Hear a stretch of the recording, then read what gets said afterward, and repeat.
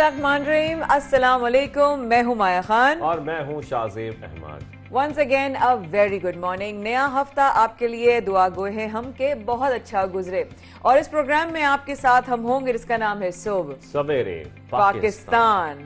तो मेरा ख्याल है शाज़ेब शुरू की जाए कि ये जो बल्दियाती इंतखाबात के जो इलेक्शंस के जो रिजल्ट्स आ रहे हैं इसमें JUIF और PTI का फुल जबरदस्त मुकाबला हुआ है। बिल्कुल, जो गैर हतमी गैर सरकारी नताइज अभी तक सामने आ रहे हैं उसमें यही लग रहा है कि 6 नशस्तों पर जो कामयाबी समेटी है PTI और इसके साथ साथ JUIF ने, उनमें बड़ा सख्त मुकाबला चल रहा है और अभी भी खैर नताइज आने का सिलसिला जारी है। इसके साथ साथ हम थोड़ा सा जिक्र कर देते हैं कि PTI और JUI में 6 नशस्तों के साथ अभी सख्त मुकाबला हो रहा है। आज़ाद, ANP और नून लीग दो नशस्तों पर कामयाब हुई है अब तक, जबकि तहसील चकरजई में PTI के शरीफ खान, डगर में रोजी खान जीत गए, जबकि खदोखेल से ANP के गुलजार बाबक और अपर मोहम्मद से JUI के मौलाना ताज कामयाब हुए हैं। तो इस किस्म के हम देख रहे हैं कि नताइज तो आ रहे हैं, लेकिन नताइज के साथ साथ झगड़े भी सामने आ रहे हैं और हमने देखा मुख्तलिफ जगहों पर ऐसी खबरें सामने आई जहां पर कुछ झगड़े भी हुए हैं। बिल्कुल, और मैं यही सोच रही थी कि मैं पूछूंगी शाज़ेब क्या KPK में अब वाकई तब्दीली आ जाएगी,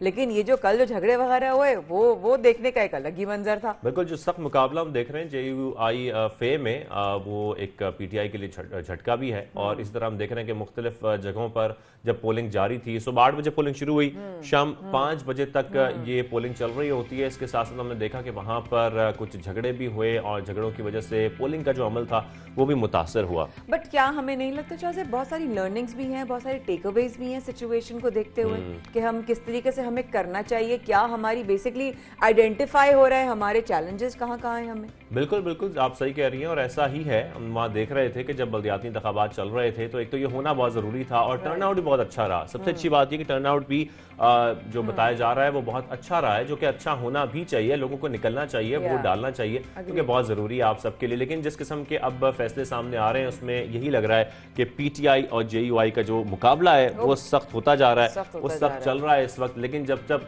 ये नताइज सामने आते रहेंगे हम आपको बताते रहेंगे। तो ये तो हो गए बल्दियाती इंतखाबात के हवाले से बातचीत। अब आपको बताते हैं उस अहम कॉन्फ्रेंस के बारे में जिसका इनेकाद किया गया और बहुत कामयाबी से वो जारी है, OIC की कॉन्फ्रेंस, जिसमें हम देख रहे हैं कि मुख्तलिफ ममालिक के वज़ीर ख़ारजा भी शिरकत कर रहे हैं, वफ़द भी शिरकत कर रहे हैं और इसकी जो कामयाबियां हैं वो हमारे सामने भी आती जा रही हैं। इसके साथ साथ आपको ये बताना ज़रूरी है कि ये फैसला हुआ है कि अफगानिस्तान से मुतालिक इंसानी ट्रस्ट फंड कायम किया जाएगा।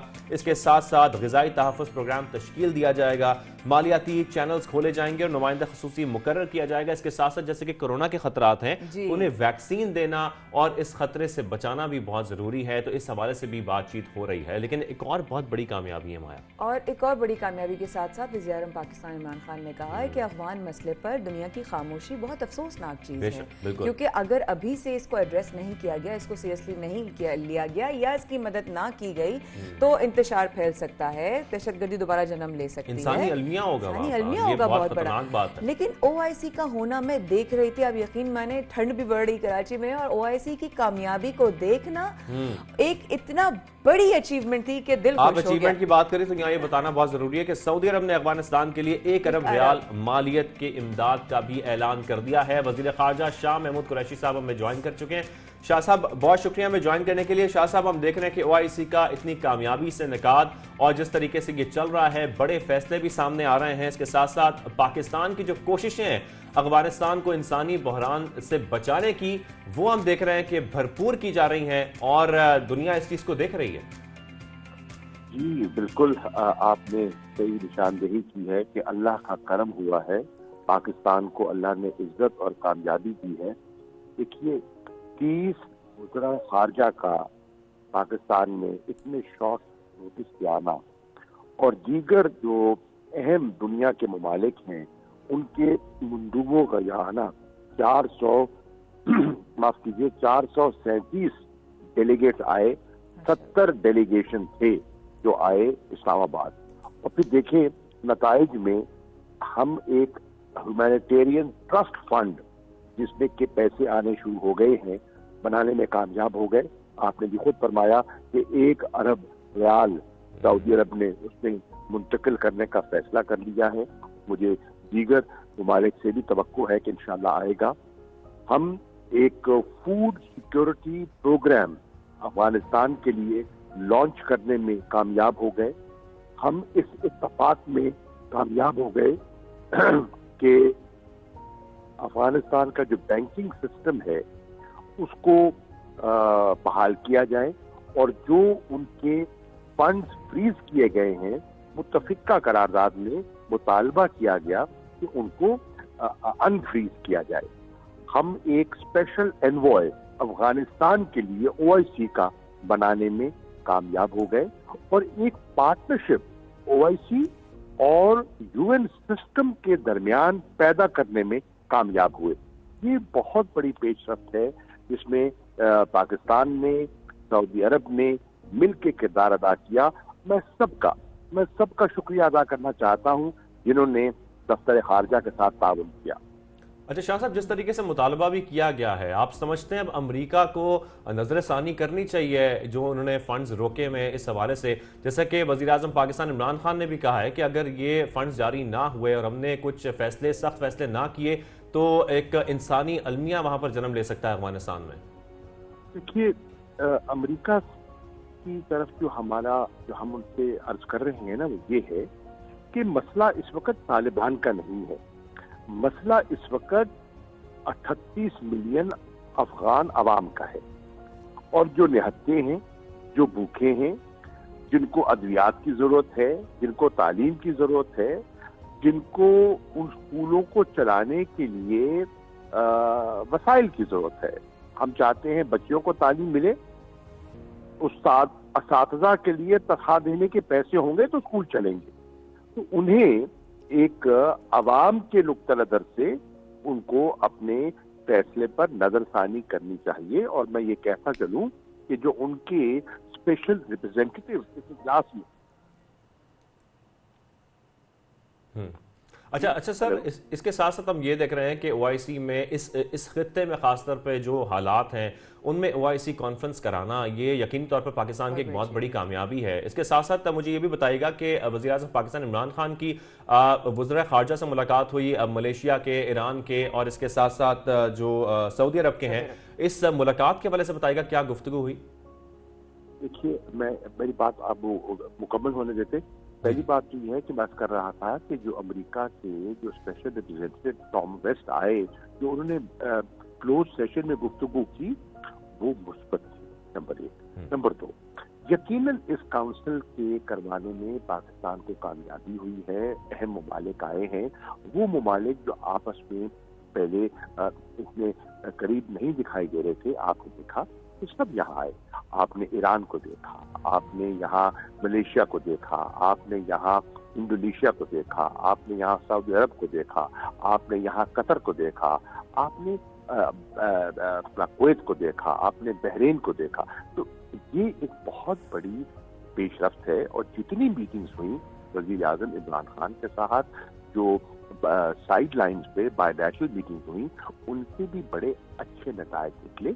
और मुझे तो कल से अल्लाह का इतना करम है, हर तरह से मुबारकबादें मिल रही हैं। और मैं बिल्कुल आज बरमला इजहार करना चाहूँगा हमारे सेनेट के चेयरमैन का, हमारे कौमी असम्बली के स्पीकर का, जिन्होंने हमारी अफवाज का, जिन्होंने सिक्योरिटी प्रोवाइड की, और खास तौर पे दफ्तर खारजा के अफसरान का, जिन्होंने शब रोज एक करके जान मारी और इस कॉन्फ्रेंस को कामयाब किया। माशाअल्लाह। अच्छा शाह साहब, चंद रोज कबल हामिद करज़ई ने इंटरव्यू दिया और उसमें उन्होंने ये कहा कि अशरफ गनी अगर काबुल में कुछ अर्सा रुकते तो एक अच्छा पुरअमन मुआहिदा मुमकिन था। आप क्या समझते हैं जो इस वक्त अशरफ गनी का जाना था और तालिबान हुकूमत का आना था, इन हालात को आप कैसे देख रहे हैं? देखिए, साबिक सदर हामिद करज़ई ने बड़ी दुरुस्त बात की है। उन्होंने कहा हम तो जो एक स्मूथ ट्रांजिशन है उसके लिए गुफ्तगू शरीक के लिए दोहा रवाना होने वाले थे। वफद तश्कील पा रहा था और उनकी गुफ्तगू हो रही थी, इधर तालिबान के नुमाइंदगान से भी हो रही थी और अशरफ गनी साहब से भी हो रही थी।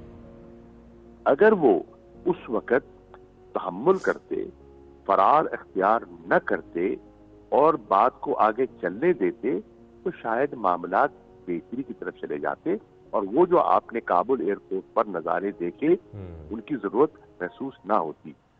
वो कहते हैं कि जब मैंने राब्ते करने शुरू किए माहौल बनाकर, तो ना दस्तयाब थे वजीर दिफा, ना दस्तयाब थे वजीर दाखिला, ना दस्तयाब थे काबुल के पुलिस चीफ, पता चला सब जा चुके हैं। तो इन हालात में मैंने दावत दी तालिबान को, वो शहर में दाखिल होना नहीं चाह रहे थे, वो बाहर इंतजार करना चाह रहे थे कि नताइज जो है किसी हतमी रुख अख्तियार करें। लेकिन जब ऐसा हुआ तो फिर परेशानी लाहक हुई कि वहां कहीं खून खराबा ना हो, तो फिर मैंने उनको दावत दी आए और जिम्मेदारी संभालें ताकि वहां खून खराबा ना हो, और अल्लाह ने किया, खून खराबा ना हुआ। ठीक है, वज़ीर ख़ारजा शाह महमूद कुरैशी साहब हमारे साथ मौजूद थे, तफसीली हमसे बातचीत कर रहे थे 92 न्यूज़ से। बहुत शुक्रिया वज़ीर ख़ारजा साहब, आपने हमें वक्त दिया। और जिस तरीके से हम देख रहे हैं कि OIC कॉन्फ्रेंस का होना ही पाकिस्तान के लिए एक बहुत बड़ी कामयाबी है। आई कैन ओनली मतलब इस तरह से अल्लाह का बहुत शुक्र है। वाकई उन्होंने कहा ना कि अल्लाह का इतना करम हुआ है कि पहले एक पफवा का इवेंट हुआ जिसे 50 कंट्रीज़ को पाकिस्तान ने होस्ट किया, उसके बाद OIC का कामयाब होना, इतनी दुआएं निकल रही थी जब हम देख रहे थे मंजर अपनी आंखों से, बराह रास्त देख रहे थे, वज़ीर-ए-आज़म पाकिस्तान का इंटरव्यू देख रहे थे, उन्होंने अपने बारे में, पाकिस्तान के बारे में, अपनी लाइफ के बारे में और अपने मुल्क को लेकर उनकी फीलिंग्स क्या उसके बारे में, it was so genuine. Actually मैंने सब कुछ जब देखा ना शाहजेब, तो मुझे लग रहा था कि अल्लाह बस ऐसे कामयाब इवेंट्स, ऐसी कामयाब कॉन्फ्रेंसेस अल्लाह पाक कराता रहता है। और जो इंतहाई अहम मामलात हैं उस पर जिस तरीके से डिस्कशन हो रही है वो भी बहुत ज़रूरी थी। अब आगे चलते हैं और एक जो हमारे वफाकी वजीर हैं शिबली फराज साहब, उन पर नामालूम अफराद ने हमला किया। हमले में महफूज रहे हैं, उनका ड्राइवर और जो उनके साथ गार्ड होता है वो इस हमले में जख्मी हुआ है, लेकिन इस पर भी तहकीक जारी है। बिल्कुल, वो हमला दराए आदम खेल के मकाम पर किया गया। इनके ऊपर शिबली फराज इलाके कोहाट से पेशावर जा रहे थे और वहाँ पर उन पर हमला हुआ, लेकिन उन्होंने कहा कि मैं ठीक हूँ, गाड़ी के शीशे अलबत्ता टूट गए हैं।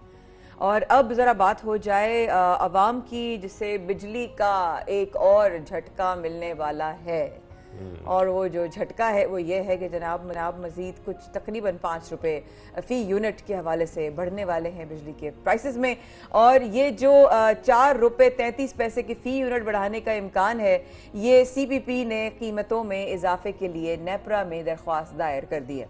दरख्वास्त महाना फ्यूल एडजस्टमेंट की मद में की गई है। अब इस दरख्वास्त पर नेपरा 29 दिसंबर को समात होगी और अल्लाह खैर करे कि 29 दिसंबर को बिल्कुल एक और झटका है तो आवाम के लिए कि फिर बिजली महंगी होने जा रही है। फिर बिजली महंगी होने जा रही है। अभी शो से पहले ही मैं कह रही थी कि भाई क्या करें, गैस तो आ नहीं रहा शाहजेब, हम मतलब कुछ ऐसी कुछ कर लेते कि कोई बिजली कर ले, तो कैसे करें, बिजली भी हम अफोर्ड नहीं कर सकते। तो ये तो परफॉर्मेंस की बात हो रही ना इनकी, लेकिन अगर परफॉर्मेंस बात करें तो परफॉर्मेंस ऐसी होनी चाहिए कि हरीफ भी आपकी तारीफ करे। और पाकिस्तानी क्रिकेट टीम की परफॉर्मेंस ऐसी ही चल रही है कि हम देख रहे हैं कि भारत से आवाजें आ रही हैं और भारतीय बहुत अप्रिशिएट कर रहे हैं, बहुत सराह रहे हैं, खासतौर पर हमारी टीम को। आप बाकायदा सिर्फ सराह नहीं रहे, उनकी परफॉर्मेंस नोट कर रहे हैं, ऑब्जर्व कर रहे हैं और बाकायदा कह रहे हैं कि हाँ भाई बाबर आजम को मैं इतने अरसे से देख रहा हूँ, मोहम्मद रिजवान को मैं इतने अरसे से देख रहा हूँ। बाकायदा उनकी परफॉर्मेंस को ऑब्जर्व और पूरा नोट किया जा रहा है। भाई वो तारीफ करने पर मजबूर हो गए। आपको बता देते हैं कि आशविन ने पाकिस्तानी क्रिकेटर्स के लिए जो कहा है वो इस तरह कुछ बात की कि बाबर आजम, मोहम्मद रिजवान और शाहीन शाह अफरीदी ने तो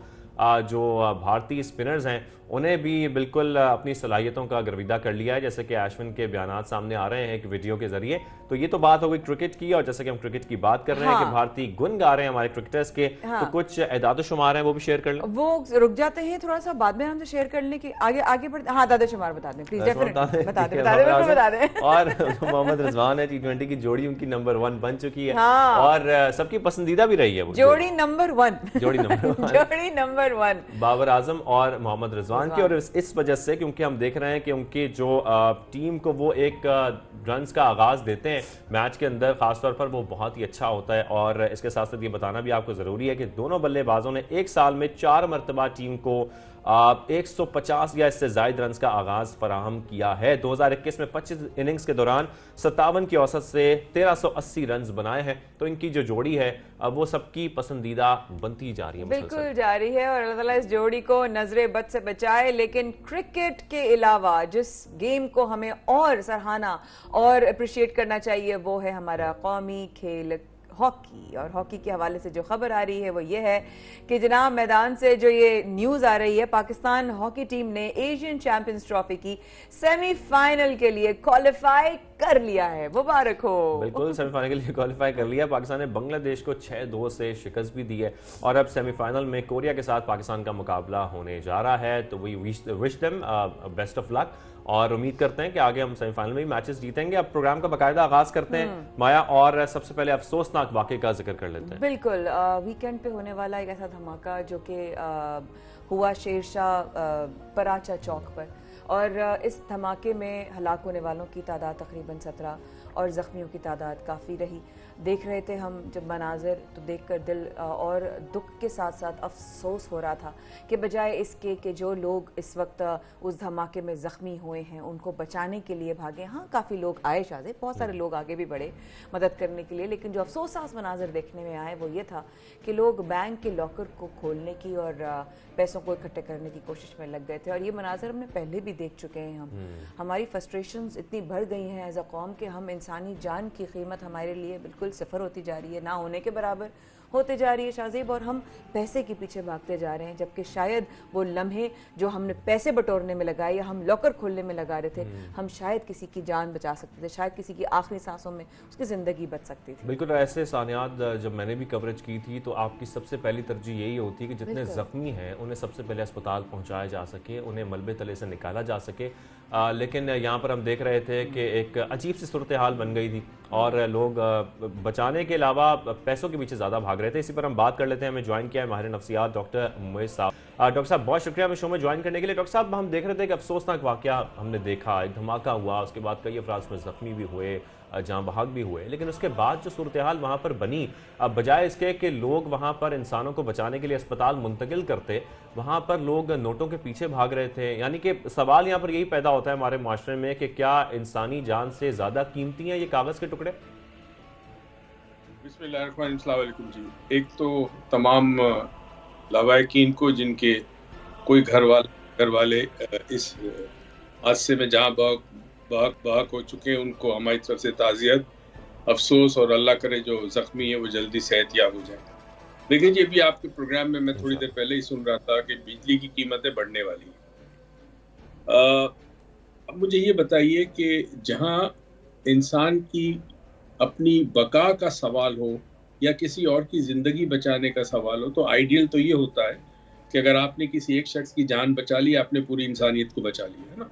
एक को मारा, पूरी इंसानियत को मार किया। ये तो आपकी आइडियल सिचुएशन है जो आपको खुदा भी कहता है, अल्लाह ताला भी कहता है कि ये काम करना है। मगर जब इंसान की अपनी बका की बात हो, फिर जब उसके घर में गुर्बत हो या उसके पास पैसा ना हो, तो फिर कई दफ़ा इंसान जो है वो रोटी के लिए, पेट के लिए, भूख मिटाने के लिए कत्ल भी करता है। तो एक तो सूरत हाल ये कि जो इस वक्त बहसीत पाकिस्तानी माशरे में जो दरिंदगी आप देख रहे हैं, लोगों में बर्बरियत देख रहे हैं, संगदिली देख रहे हैं, उसकी एक बड़ी वजह यह है कि नफ्सियात हमारी इतनी असरअंदाज हो चुकी है। ये हालात जो है वो इतना ज़्यादा नफ्सियात पे असरअंदाज हो चुके हैं कि हम बहुत सारे ऐसे काम कर रहे हैं जो इंसान को ज़ेब नहीं देते। जैसे अभी आपने वाक़या बताया, इस वाक़े में इंसानी जान बचाना, किसी की मदद करना, किसी को अस्पताल पहुँचाना सबसे अहम है, मगर लोग पैसों की तरफ भागे। आपने कई दफ़ा ऐसे जलसे देखे होंगे, पॉलिटिकल जलसे आप लोगों ने डेफिनेटली देखे होंगे, जिसके अंदर जहां खाना खुलता है, तमाम लोग जो जलसा सुन रहे हैं वो जलसा छोड़ के खाने पे इस तरह टूटते हैं कि जैसे सालों से, बरसों से, सदियों से हो। ये हमने देखा है, राइट। ये हमारे बिहेवियर हो गया है। तो यहाँ पे भी ये हुआ, की मदद करने की बजाय लोग जाके कोशिश करें कि हम दौलत छीन ले। अच्छा, ये सिर्फ पाकिस्तान में नहीं है, अगर मगरिब में भी राइट, इस वक्त मैं यूएसए में हूँ, यहाँ पे भी जब राइट्स होते हैं तो लोग दुकानों माल लूटते, ये करते हैं। तो सवाल ही पैदा होता है कि इंसानियत जो है वो सफ़र करती है जब किसी इंसान के अंदर खुदगर्जी इतनी बढ़ जाए कि फिर उसे अपनी ज़ात के फ़ायदे के लिए किसी इंसान को नज़रअंदाज करना पड़े या उसकी तकलीफ़ को नज़रअंदाज करना पड़े। यही ये हो रहा है। उसकी एक बहुत बड़ी वजह जो है वो हालात माशरे में, जब किसी तरह भी अदम तहफ़्फ़ुज़ होगा, भूख होगी, तकलीफ़ होगी, परेशानियाँ होगी, तो इंसान की नफ्सियात पे असर इतनी करती है कि फिर वो अपने अंदर की जो खुदगर्जी है वो बढ़ जाती है और इंसानियत के हवाले से जो सोच हमारे जहन में है वो कमज़ोर हो जाती है। तो डॉक्टर साहब, मैं आपकी बात से क्या ये समझूं कि वाकई अगर हालात का असर इतना हो रहा है आम आवाम के जहनों और उनके नफ्सियात पर, तो हो सकता है जो लूटने वाले लोग थे या जो इस तरह के कदम बढ़ाने वाले या सोचने वाले लोग थे, शायद उनको खुद को भी हो सकता है अच्छा ना लग रहा हो, लेकिन हालात के आगे वो इतने मजबूर हो रहे हो कि इस तरह की हरकत करने पर उनको जो है उनके दिमाग ने और उनको शैतान ने बहका लिया हो। पॉसिबिलिटी है। बेसिकली अमूमी बात कर रहे हैं, जनरलाइजेशन में बात कर रहे हैं, इसलिए स्पेसिफिक तो नहीं कह सकते कि सारे लोग ऐसे ही थे। कई दफा ऐसी हालत के अंदर कुछ ऐसे सरपसंद अनासिर भी आ जाते हैं, ऐसे लोग भी आ जाते हैं जिनकी मुजरिमाना ज़हनियत हो और वो छीनना या लूटना शुरू कर देते हैं। मगर कुछ ऐसे लोग भी होते हैं जिनको इस चीज का कंट्रोल नहीं होता। अगर आपने कहा, इसको मॉब साइकोलॉजी भी कहते हैं। आप देखिए, एक शख्स अगर पत्थर मारता है तो दूसरा उठा के मारेगा। पाकिस्तान में एक चीज बड़ी कॉमन हमने देखी है, एक शख्स कानून तोड़ेगा, एक शख्स रॉन्ग में जाएगा, पीछे आने वाला उसके पीछे रॉन्ग में जाएगा, तीसरा रॉन्ग में जाएगा। कोई रुक के सोचेगा नहीं कि आगे वाला तो गलत कर रहा है, कानून को तोड़ा है, मैं क्यों तोड़ूं। ये कमजोरी आ गई है हमारी सोच के अंदर। जो हमारी मंतकी सोच है वो कमजोर हो गई है, जज्बात ने हम पर कंट्रोल कर लिया है। और एक चीज याद रखें, a man is a byproduct of the society. हर फर्द जो सोसाइटी में रहता है सोसाइटी की प्रोडक्ट होती है। जैसा माशरा होगा, जैसा कल्चर होगा, वही उस इंडिविजुअल पे, उस फर्द के ऊपर असर करेगा। और डॉक्टर साहब आपकी इसी बात से मुझे एक वाकया याद आ गया। चंद साल पहले हमने देखा था कि ऑयल टैंकर उलट गया था और वहां पर ऑयल टैंकर उलटने के बाद जो है बहुत सारे लोग इकट्ठे होते गए और एक को देखने के बाद हर दूसरा शख्स भी ये कोशिश कर रहा था कि वो तेल को अपने साथ ले जाए।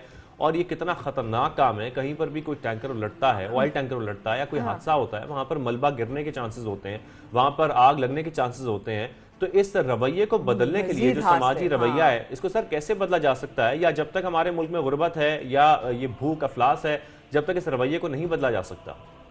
देखिए, भूख अफलास तो एक बीमारी है, ये भी असरअंदाज करती है। लेकिन दुनिया में बहुत से ऐसे सफेद पोश लोग हैं कि जिनके घर में शायद खाने को ना भी हो तो वो किसी के सामने हाथ नहीं फैलाते ना। ऐसी कई मिसालें, ऐसे कई अफराज इस तरह से। तो यहाँ सिर्फ मसला भूख इफलास का भी नहीं है, यहाँ मसला और भी है। सोसाइटी में आप क्या देखते हैं, आप किसको फॉलो करते हैं। जब आप देखते हैं कि जी जितने लोग कुर्सी पे आते हैं उनमें से अक्सर चोर डाकू हैं जो मुल्क को खा के चले गए, उनको किसी ने आज तक नहीं पकड़ा। जब आप सोसाइटी में अदल और इंसाफ को होता हुआ नहीं देखेंगे, प्रैक्टिकली देखेंगे, तब तक आपके अंदर ये डर और खौफ नहीं आएगा कि मैंने कोई गलत काम किया तो कल मुझे सजा मिलेगी। पकड़े जाने की फिक्र किसी को नहीं है। आप पकड़े गए, पैसे खिलाए, आप छूट गए, आपके कॉन्टेक्ट आप छूट गए। यहाँ देखना ये कि क्या सजा मिलती है कि नहीं मिलती। ये बदकिस्मती है बहुत बड़ी कि हमारे मुल्क में अदालतें हैं, फाजिल जज मौजूद हैं, पुलिस मौजूद है, लेकिन इंसाफ होता नजर नहीं आता। सही कह रहे हैं doctor Muiz. Thank you doctor साहब फॉर योर टाइम। मुल्क से बाहर हैं लेकिन आपने वक्त निकाला इस सिचुएशन पर हमसे बात करने के लिए।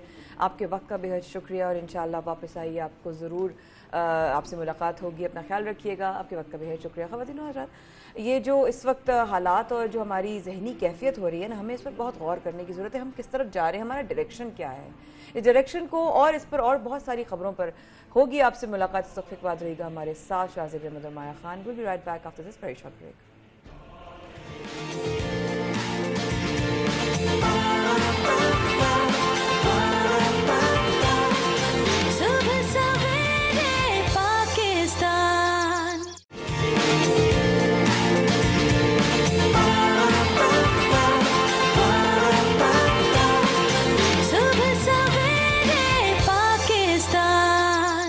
एक बार फिर हमारे साथ रहने का बहुत शुक्रिया। Once again very good morning. सुबह सवेरे पाकिस्तान में अब शाहज़ेब हम जिस मौजू पे बात करने वाले हैं वो ये है कि हक महर की हुकूक और उससे मुताल्लिक ये खबरें आई है कि लाहौर हाई कोर्ट ने निकाहनामे में हक महर की जो कॉलम है उसमें तरमीम की है, उसमें कुछ चेंजेस आई हैं। अच्छा, अब ये मनकूला गैर मनकूला ये कैश, ये मामला आम आदमी को समझ नहीं आते, नॉलेज नहीं होती, अवेयरनेस भी नहीं होती है। तो इस हवाले से क्या तरमीम हुई है, ये क्या बड़ा फैसला किया है हाई कोर्ट ने लाहौर के, तो इस पर भी हम बात करेंगे। लेकिन इस वक्त हमें जो हमारे साथ मौजूद हैं, हमने आज दावत दी है सीनियर रिसर्च ऑफिसर इस्लाम रियाती काउंसिल गुलाम माजिद साहब को। अस्सलाम वालेकुम गुलाम साहब, वक्त निकालने का बेहद शुक्रिया। आज आप हमारे साथ इस सेगमेंट में शामिल हुए। सबसे पहले एक आम सवाल, एक आम आदमी की नज़र से और उसकी ज़बान में, ये मनकूला, गैर मनकूला, ये कैश, ये हक महर की रकम, ज़रा इसको थोड़ा सा हमें समझा दीजिए कि हम आम ज़बान में कैसे समझ सकते हैं। शुक्रिया।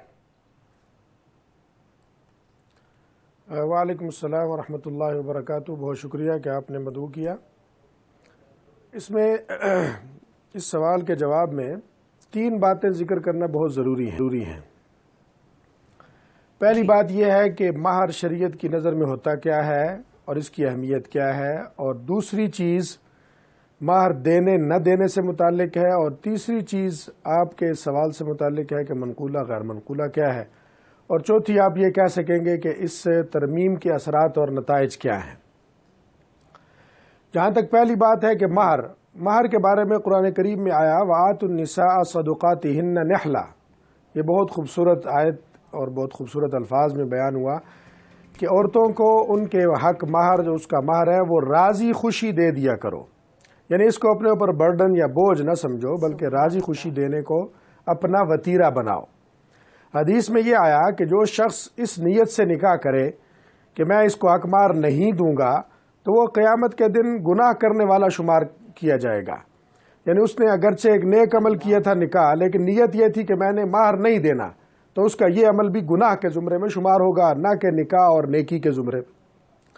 निकाह की अहमियत शरीयत में इस कदर है कि अगर एक आदमी ने निकाह किया लेकिन मसरूफियत की वजह से, मशगूलियत की वजह से, या निकाह पढ़ाने वाले की कम तजर्बाकारी की वजह से महर का जिक्र ही भूल गए, महर का जिक्र ही नहीं किया, इसके बावजूद निकाह हो जाएगा, लेकिन महर लाजिम होगा, शोहर को महर देना होगा, बहर सूरत देना जिम्मेदारी है।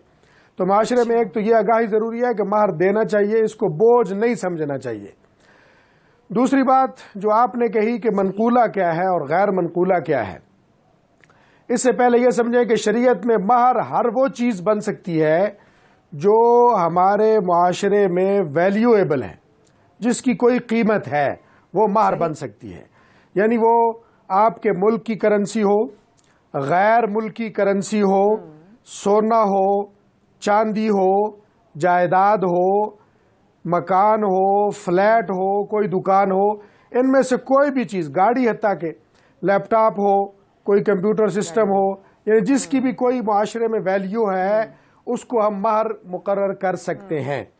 अब होता ये था कि निकाह नामे में जर्नल एक जुमला लिख दिया जाता था कि इतनी नकदी महर है, या कहते थे कि इतना जेवर तलाई सूरत में महर है, या लिखते थे कि इतनी मालियत का घर, इतनी मालियत का फ्लैट, वो महर है।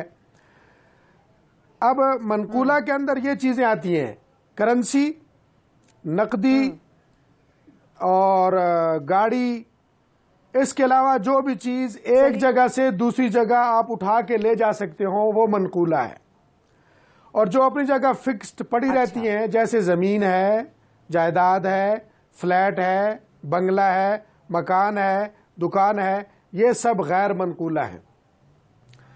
अब इस फैसले को पूरा पढ़ने के बाद ही हम ज़्यादा इसके असरात और नताइज को समझ सकेंगे, लेकिन ज़ाहिरन हम ये कह सकते हैं कि ये फैसला बहुत खुश आइंद है।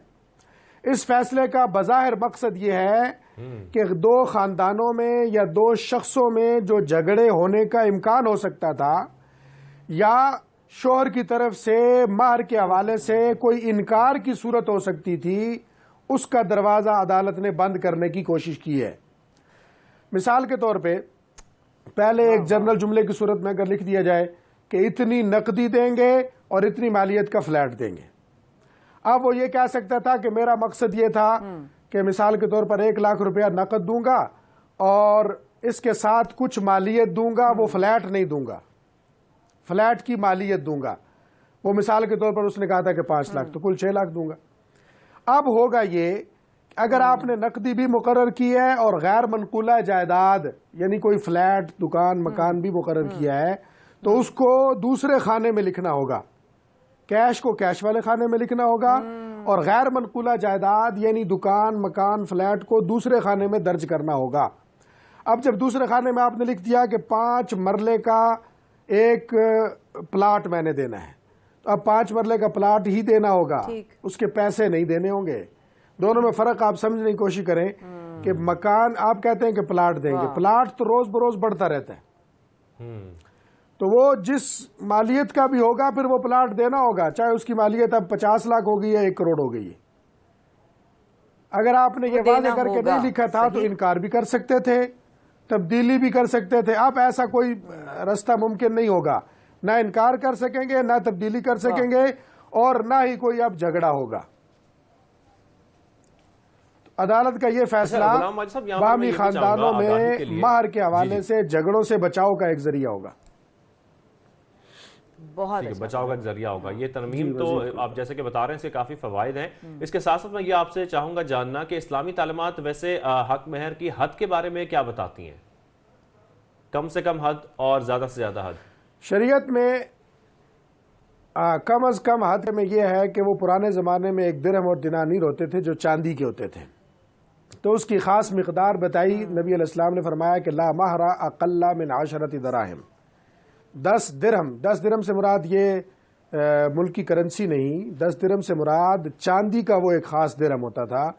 उसकी मिक़दार अगर आजकल के ज़माने में कहे जाए तो 7 से 8 हज़ार या 10 हज़ार तक उसकी बनती है, यानी कम अज कम इतना हो। ज्यादा से ज्यादा के बारे में कुरान पाक में कोई हद मुकर्रर नहीं है, बल्कि सूरत निसा की एक आयत है, उसमें ये अल्फाज हैं, वइन अरदतुम इस्तिबदाल ज़ौजिन मकान ज़ौजिन व आतैतुम इहदाहुन्ना क़िंतारन फला ताख़ुज़ू मिन्हु शैया। इस आयत में बताना ये मकसद है अगर किसी वजह से निबाह नहीं होता, यानी आपकी बीवी है, आप उसको छोड़ के दूसरी बीवी लाना चाहते हैं, तो कुरान पाक ने कहा कि इस बीवी को अगर आपने खजाना भर मार दिया हुआ, किंतार का लफ्ज इस्तेमाल किया है। किंतार का लफ्ज अरबी में बहुत बड़े खजाने को कहते हैं, यानी इतना बड़ा खजाना भी बतौर मार दिया हुआ है तो वो वापस मत लो। तो इससे फुक़हा ने यह इस्तिदलाल किया है कि महर की ज्यादा से ज्यादा कोई मिकदार मुकर्रर नहीं है, दोनों खानदान अपनी हैसियत के मुताबिक कुछ भी मुकर्रर कर सकते हैं। कम अज कम मिकदार तो मुतय्यन है, वो 10 दिरहम यानी चांदी के 10 दिरहम है, और ज्यादा से ज्यादा की कोई हद मुकर्रर नहीं है। जी गुलाम भाई साहब, एक और सवाल आपने बड़ी खूबसूरती से आप हमें समझा रहे हैं और आई एम श्योर बहुत सारे लोग इस वक्त सीख रहे होंगे। आपने कहा कि इसमें अल्लाह की तरफ से भी, और अब तो लाहौर हाई कोर्ट ने भी ये हुक्म जारी कर दिया कि इस पर माफ़ी नहीं है। अल्लाह का हुक्म भी हमने अभी सुना अल्हम्दुलिल्लाह, लेकिन बहुत चालाकी से बहुत सारे अफराद अपनी बीवियों के साथ ये भी खेल जाते हैं कि भाई तुमने तो मुझे माफ़ कर दिया तो मुझे तुम्हें अब कुछ भी नहीं देना। उस सूरत में क्या अहकाम है या उस सूरत में क्या सजा है? बिल्कुल, ये एक अलग मुकदमा बन जाता है, यानी ये शोहर की तरफ से एक दावा है कि तुमने अपना हक मुझे माफ़ किया। देखें, ये औरत का हक है, जिस तरह कोई भी किसी का हक होता है उसको 2 इख्तियार होते हैं, चाहे तो वो हक अपना उसी तरह ले ले, उसको ये भी शरीयत ने इख्तियार दिया होता है कि चाहे तो माफ़ कर दे। अब वो साहिब हक अगर ये कहता है कि मैंने माफ़ नहीं किया और दूसरा कहता है कि तूने माफ़ कर दिया है, तो ये मुस्तकिल एक केस, मुस्तकिल एक मुकदमा बन गया कि शोहर जिसमें मुद्दई है, दावेदार है माफ़ी का, और औरत इनकार कर रही है। ऐसी सूरत में शोहर की बात अदालत तब मानेगी जब उसके पास माफ़ी के गवाह होंगे। वो इस बात पे गवाह लाएगा कि वाक़अतन औरत ने अपना हक मुझे माफ़ कर दिया है। अगर उसके पास गवाह नहीं है तो उसकी बात नहीं मानी जाएगी। जी, जज़ाकल्लाह खैर। हमारे साथ मौजूद सीनियर रिसर्च ऑफिसर इस्लामी नजरियाती काउंसिल से गुलाम साजिद साहब, आपके वक्त का बेहद शुक्रिया। अब हम आपको ये बताते हैं आगे बढ़कर कि एक बड़ा अहम मामला है स्मॉग का और फॉग का, जो कि हम देख रहे हैं पंजाब में, खासतौर पर लाहौर में बहुत बढ़ता जा रहा है, उसमें दिन ब दिन इजाफा हो रहा है, दिन ब दिन इजाफा होता जा रहा है। स्कूल्स को बंद करने की भी खबरें आप लोगों ने सुनी, और बहुत सारे जो और दीगर मसाइल थे वो भी आ रहे हैं, लेकिन एक और नया मसला आ गया है शाहजेब, और वो क्या है कि बारबेक्यू मतलब ना करें, ऐसा कुछ मामला ऐसा है? तो नहीं हो सकता कि हम बारबेक्यू ना करें, बारबेक्यू ऐसे कैसे हो सकता है कि बारबेक्यू नहीं होगा? एक तजवीज सामने आई है डायरेक्टर पीडीएमए की जानिब से, उन्होंने अदालत को ये कहा है कि फिश बारबेक्यू जो किया जाता है खासतौर पर कोयलों पर, और जिस तरीके से उसका धुआं फैलता है उससे भी स्मॉग में इजाफा हो रहा है। तो क्या हम अब बारबेक्यू करना बंद कर दें, क्या हम बारबेक्यू ना करें? ये बड़ा अहम सवाल है। ये सिर्फ मेरा नहीं है, ये पूरी कौम का सवाल है, क्योंकि सर्दियों में हम अक्सर देखते हैं कि लोग बारबेक्यू छतों पर कर रहे होते हैं और अरेंजमेंट करते हैं बकायदा पूरा। वो तो बकायदा एहतमाम होता है, वही तो लोगों की तैयारियां होती हैं। अब देखिए गैस आ नहीं रही, ठीक है, तो उसके बाद जो है आप जितना भी इस वक्त जो फैक्ट्रियां, भट्टियां, केमिकल्स का जो है जितना भी पूरी हवा में आलूदगियां कर रही है, सारा फोकस बारबेक्यू पर आकर गिर गया है।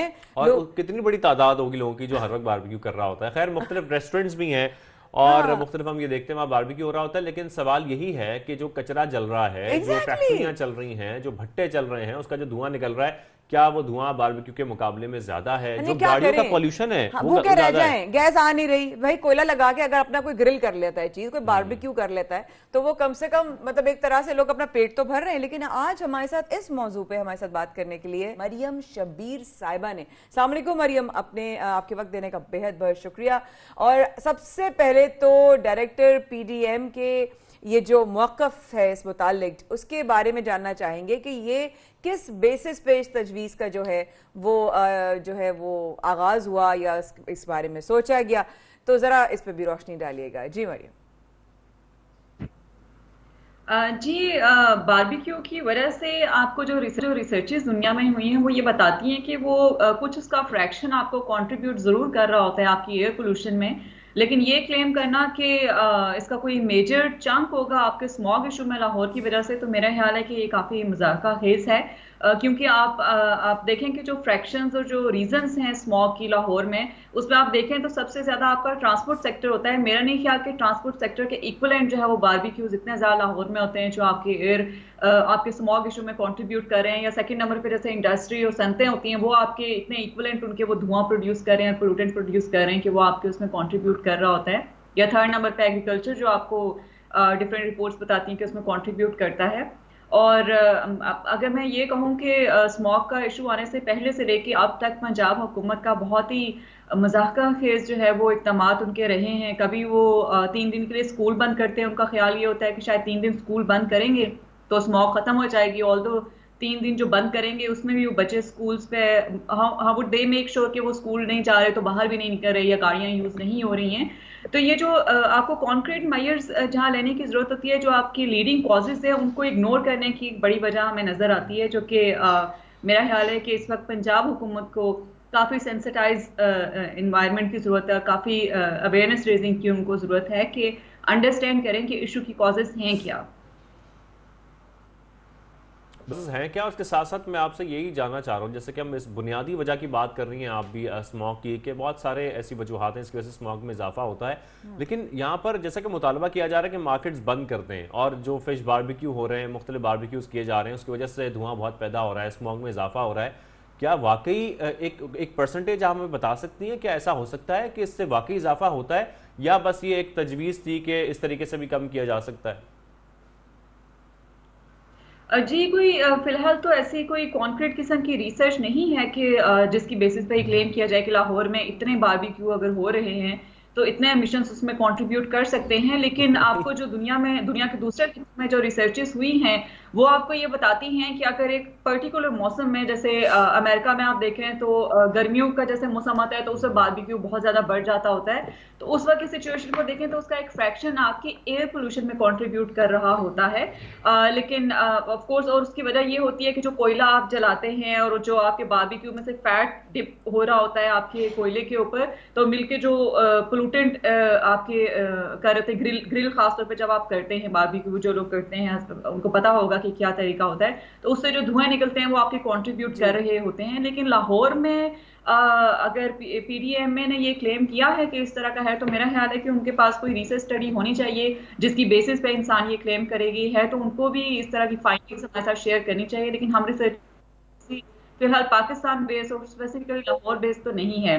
अलबत्ता जो शॉप्स बंद करने की उन्होंने बात की है, उससे एक फायदा अगर इम्प्लीमेंट होता है तो ये हो सकता है कि अगर शॉप्स बंद होंगी तो लोग बाहर निकलेंगे नहीं, जो बारबेक्यू या फिश या इस तरह की चीजें खाते हैं, तो लोगों का अगर बाहर निकलने की वो फिर हम देखेंगे कि वो घर पे बारबेक्यू, अगर वो बाहर नहीं करेंगे। हाँ। सर्दियों में बारबेक्यू बहुत कम ऐसा होता है कि लोग ना करें। सैटरडेज पे और संडेज पे अक्सर लोग ये कर रहे होते हैं कि अपने घरों पे बारबेक्यू के अरेंजमेंट कर लेते हैं। बिल्कुल, पीटीएमए की बात आप कर रही हैं तो उन्होंने कहा कि तजवीज़ अगर पेश की है तो कोई ना कोई उनके पास स्टडीज़ होंगी, लेकिन मेरा सवाल ये है मरियम के स्टडीज़ फिर वो भट्टी जो जल रही है तो फिर कचरा जल रहा है तो फिर और भी चीज़ें उनकी भी स्टडीज़ आ सकती हैं, क्योंकि सिर्फ बारबेक्यू पे या खाने पे बेसिकली मेरा जो नज़रिया है ना वो रोटी रोज़ी पे है लोगों की, कि लोगों का कारोबार और लोगों की नौकरियाँ चल रही हैं इस हवाले से। जी बिल्कुल, मैंने जैसा कि स्टार्ट में बताया कि ये आपके जो मेजर कंट्रीब्यूटर हैं उनसे बिल्कुल एक तरह की अटेंशन डाइवर्ट करने वाली ये बात है, और मेरा नहीं ख्याल कि जो सेंसिबल लोग हैं उनसे उनकी अटेंशन डाइवर्ट हो सकती है कि आपकी लीडिंग कॉजेज स्मोक की हैं क्या। तो ये बारबेक्यू का क्लेम करना, ऑलरेडी इतनी महंगाई भी आप देखें कि चिकन की जो है, मैं इकोनॉमिस्ट नहीं हूँ लेकिन चिकन की प्राइसेस भी इतनी हाई हो गई हैं कि मेरा नहीं ख्याल कि जो मेजॉरिटी का तबका है वो बारबेक्यू करना अफोर्ड भी कर सकता है। तो मेरा अच्छा मरियम, यहाँ पर आखिर में ये बता दें कि सॉल्यूशन क्या है। हम हर साल देखते हैं कि स्मॉग में इजाफा हो जाता है, बहुत मुश्किल हो जाता है इसमें, और हालात इस तरीके के होते जा रहे हैं कि मुसलसल हर साल फॉग में इजाफा हो रहा है। आप क्या समझती हैं हुकूमत को क्या इकदाम उठाने चाहिए कि इससे बचा जा सके या कोई इसका मुस्तकिल हल निकाला जा सके? ट्रू जी, सबसे पहले तो जो पंजाब हुकूमत के इकदाम बहुत मुज़क्कर है, तो उसमें सबसे पहले तो पॉलिटिकल विल की आपको जरूरत है और अंडरस्टैंडिंग की जरूरत है कि ये इशू परसिस्ट करता है। जब अंडरस्टैंडिंग गवर्नमेंट लेवल पे होगी, मैं पंजाब गवर्नमेंट की बात कर रही हूँ, तो वो उसके इकदाम की तरफ आएंगे, और इकदाम में लॉन्ग टर्म प्लानिंग ही इसका सोल्यूशन है, शॉर्ट टर्म नहीं। और लॉन्ग टर्म में जो लीडिंग कॉजेज, जैसे कि मैंने बताया, ट्रांसपोर्ट सेक्टर में बहुत इन्वेस्टमेंट करने की जरूरत है। आप पब्लिक ट्रांसपोर्ट इस तरह की करें जो एनवायरमेंट फ्रेंडली, इको फ्रेंडली हो। इसके अलावा आप इंडस्ट्रीज को जो है वो थ्रू आउट आप उनकी मॉनिटरिंग करें। बिल्कुल, ये जो आपके सजेशंस हैं ये पंजाब हुकूमत को रिकॉर्ड लाने चाहिए और इस पर अमल होना चाहिए ताकि इस स्मॉग से बचा जा सके। मरियम शब्बीर साहब हमारे साथ मौजूद है, आपका बहुत शुक्रिया, आपने शो में ज्वाइन किया और इस पर बातचीत की। अब थोड़ी सी ब्रेक ले लेते हैं। बिल्कुल ले लेते हैं, हमारे साथ रहेगा सवेरे पाकिस्तान में। Will be right back.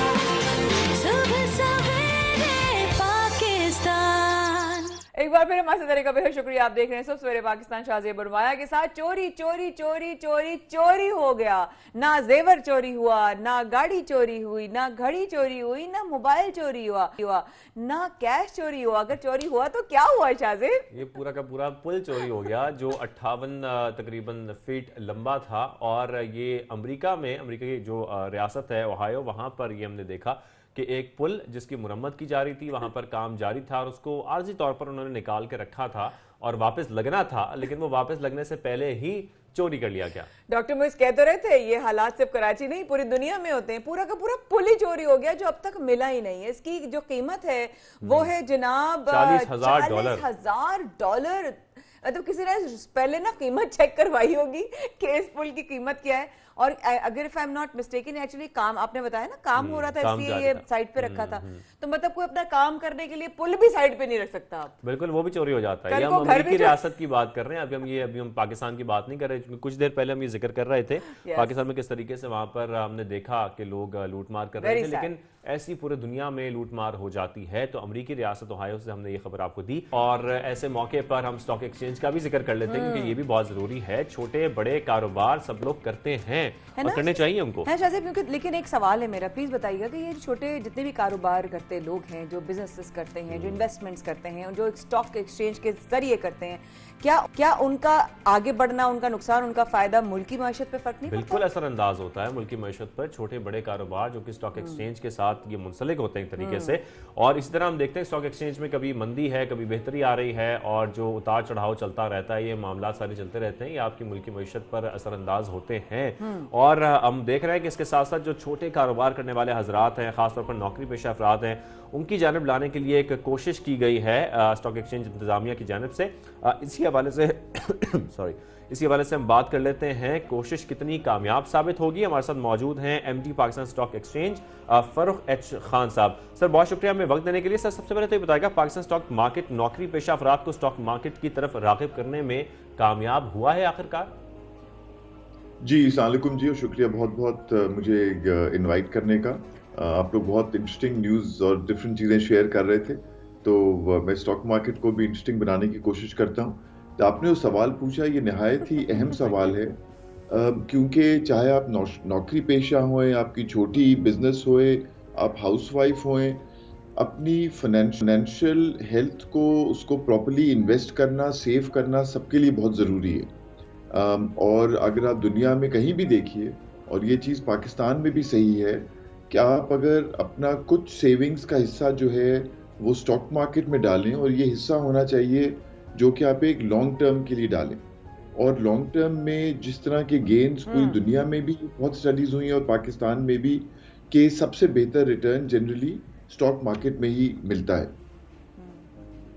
तो आपको अपनी फाइनेंशियल हेल्थ और अपनी सर यहाँ सेविंग्स। पर मैं एक सवाल आपसे करना चाहता हूँ, थोड़ा सा हम इसको सॉरी मैं आपकी बात काट रहा हूँ, मैं थोड़ा सा इसको मोल्ड करना चाह रहा हूँ इस तरीके से कि हम अक्सर देखते हैं स्टॉक मार्केट में, अगर स्टॉक मार्केट में शेयर्स खरीदने की बात हो तो इस पे लोग बड़ा घबराते हैं। इस तरीके से वो काम नहीं करते, उनको रिस्क का एक बड़ा फैक्टर बीच में आ जाता है कि हमें रिस्क हो सकता है, काम करने में हमारे पैसे डूब सकते हैं। लेकिन एक गैप भी है, कुछ लोग जो है वो कोशिश करते भी नहीं है। दूसरी जानिब हम ये देख रहे हैं क्रिप्टो करेंसी इतनी कॉमन होती जा रही है कि जो हमारी नौजवान नस्ल है, हर एक के फोन में एप्लीकेशन है, वो उसके थ्रू उसमें जो है वो खरीद भी रही है मुख्तलिफ क्रिप्टो करेंसीज और उसे बेच भी रही है, पैसे भी कमा रही है। तो आपको लगता है कि स्टॉक मार्केट के लिए भी शेयर्स खरीदने के लिए अब कुछ ऐसी एप्लीकेशंस भी बनानी चाहिए, कुछ उसको जदीद करना चाहिए ताकि जो नौजवान नस्ल है वो उसमें ज्यादा से ज्यादा शेयर कर सके अपना? जी बिल्कुल, आई थिंक आपने दो बहुत इंपॉर्टेंट पॉइंट्स रेज किए। और पहला पॉइंट जो आपने कहा कि लोगों की एक्सपेक्टेशन, लोगों की बहुत सही अंडरस्टैंडिंग है कि स्टॉक मार्केट में इन्वेस्ट करना जो है उसमें एक रिस्क होती है। इसीलिए मैंने कहा कि एक सर्टेन प्रोपोर्शन अपनी सेविंग्स का आप डालें, क्योंकि दुनिया में रिस्क और रिटर्न दोनों जो हैं वो टाइड होते हैं। कि अगर आप रिस्क नहीं लेंगे, बिल्कुल सेफ रखेंगे, कैश रखें अपने पास, तो कोई ना रिस्क होएगी ना उसमें कोई रिटर्न मिलेगा, और इन्फ्लेशन की वजह से ओवर टाइम उस कैश की वैल्यू कम होती जाएगी। तो कुछ सोच समझ के रिस्क लेना बहुत ज़रूरी है एक रिटर्न कमाने के लिए। तो अगर इसलिए सोच समझ कर स्टॉक मार्केट में एक छोटा पोर्शन अपनी सेविंग्स का करना बहुत ज़रूरी है, और इससे जो नॉर्मली रिटर्न मिलता है वो उस रिस्क को कवर करता है। दूसरा आपने कहा कि हमने काफ़ी एफर्ट्स किए, जिसने आपने क्रिप्टो का कहा, लोग इतना कर रहे हैं। अब क्रिप्टो से ज़्यादा रिस्की और वॉलेटाइल एसेट तो आजकल कोई नहीं है।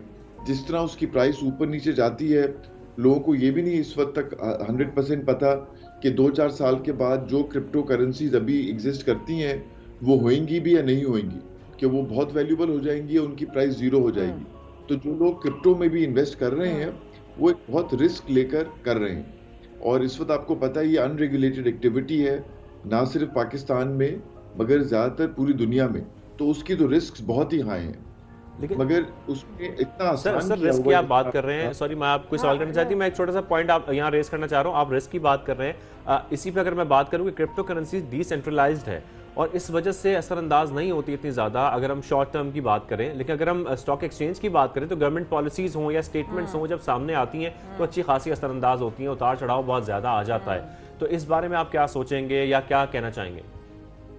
नहीं, ये आप sorry I would beg to disagree, क्योंकि गवर्नमेंट पॉलिसीज आपने देखा पिछले दिनों क्रिप्टो इतनी गिरी क्योंकि चाइना ने वहाँ पर उसकी माइनिंग भी बैन कर दी और उसके अंदर इन्वेस्टमेंट भी बैन की। इसी तरह जो रेगुलेट, तो उसकी वजह से गवर्नमेंट रेगुलेशंस और गवर्नमेंट पॉलिसीज बहुत इम्पैक्ट करती हैं, इवन दो क्रिप्टो जो है वो डिसेंट्रलाइज्ड लेजर के ऊपर है। ना सिर्फ गवर्नमेंट पॉलिसीज, मगर आपने देखा कि इलॉन मस्क, टेस्ला ने स्टेटमेंट दी तो प्राइस कितनी ऊपर नीचे हुई। तो बहुत सारे फैक्टर्स हैं जो इम्पैक्ट करते हैं क्रिप्टो की, और उसमें बहुत हाई रिस्क है। मैं ये नहीं कह रहा कि उसको ना करें, मगर उसमें ये नहीं कह सकते कि उसमें रिस्क नहीं है। It is the most high risk asset category right now. तो जो भी इसमें काम करें बहुत सोच समझ कर करें। और दूसरी जो रिस्क है कि ये actually at least as far as Pakistan is concern और ज़्यादातर मुल्कों में इस वक्त तक ये लीगल नहीं है इसकी ट्रेडिंग। तो वो एक एडिशनल रिस्क जो है लोग ले रहे हैं इसमें करने के लिए। मगर जो दूसरा आपने पॉइंट किया वो बहुत ज़रूरी है, जिसके अंदर हम as a stock exchange focus कर रहे हैं कि जब मैंने टेक ओवर किया तो एक्चुअली आपने बिल्कुल ठीक कहा कि अकाउंट खोलना स्टॉक मार्केट में ट्रेड करना बहुत मुश्किल हुआ था, उसका प्रोसेस अकाउंट ओपनिंग का।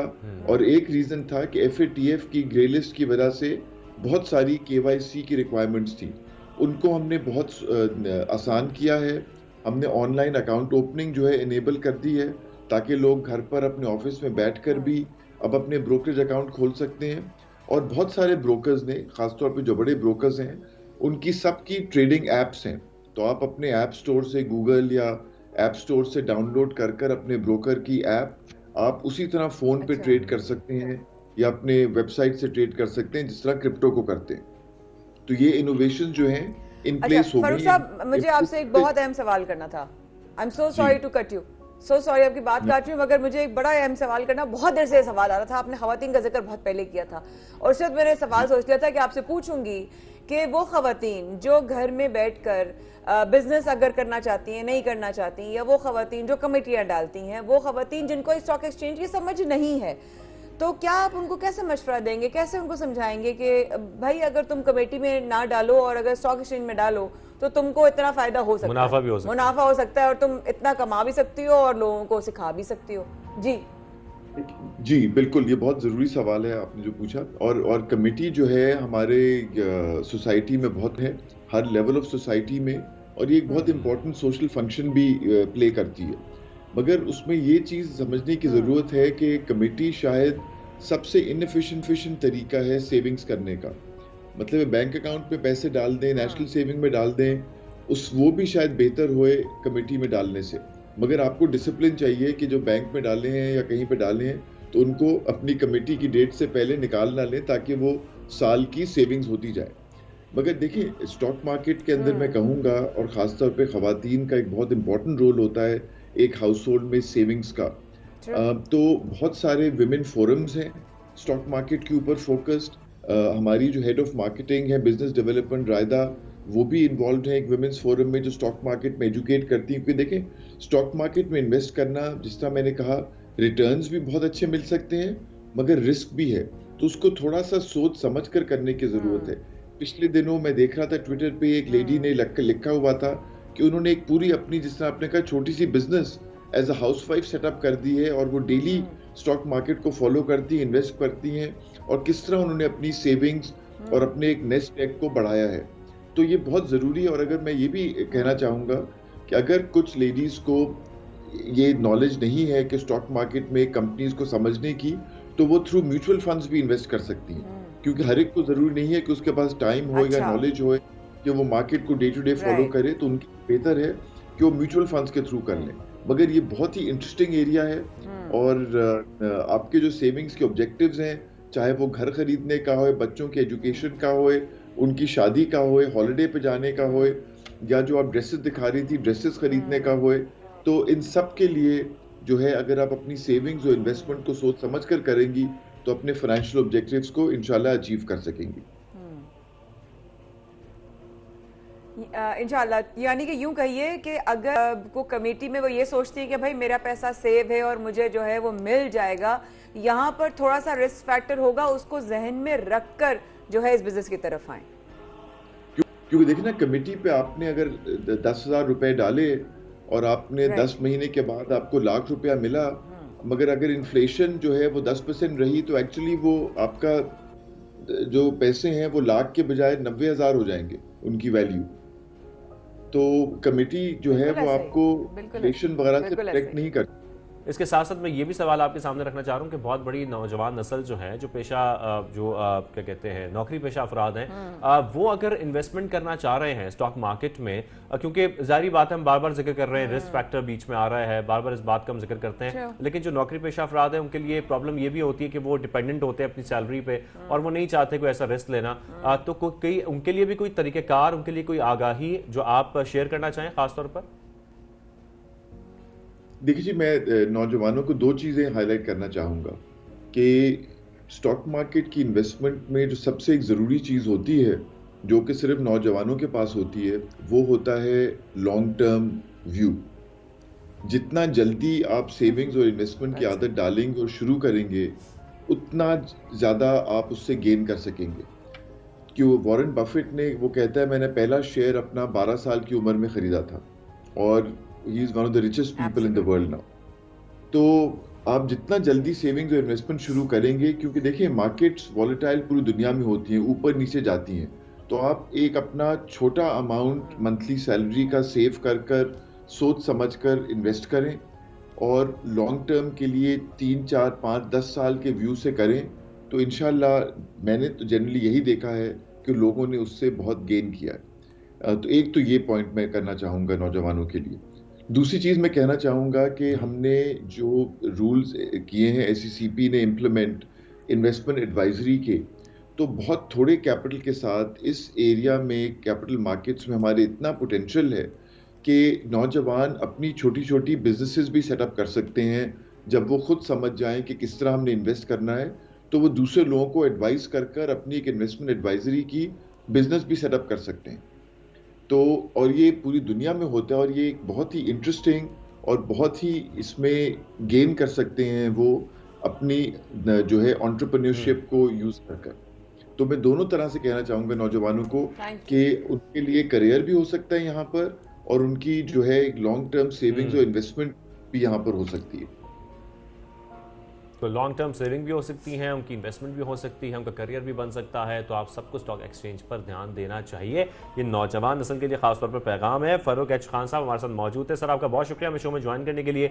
और यहाँ पर हम छोटी सी ब्रेक शामिल करते हैं, उसके बाद दोबारा हाजिर होते हैं।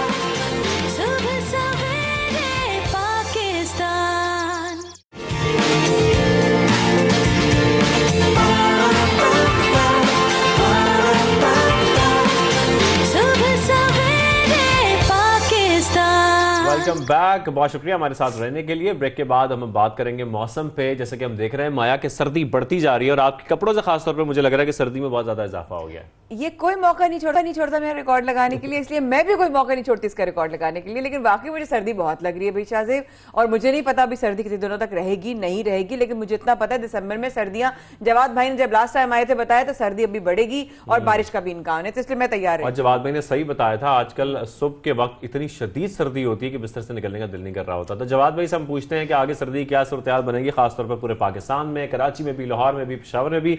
वेदरमैन जवाद मेमन हमारे साथ मौजूद हैं। बहुत शुक्रिया मुझे ज्वाइन लिया, थैंक यू वेरी मच। सबसे पहले बताइएगा, हम देख रहे हैं कराची में अब तो सर्दी बढ़ती जा रही है और सुबह के वक्त में बहुत ज्यादा सर्दी हो गई है, क्या ये मजीद इजाफा होने जा रहा है अगले हफ्ते?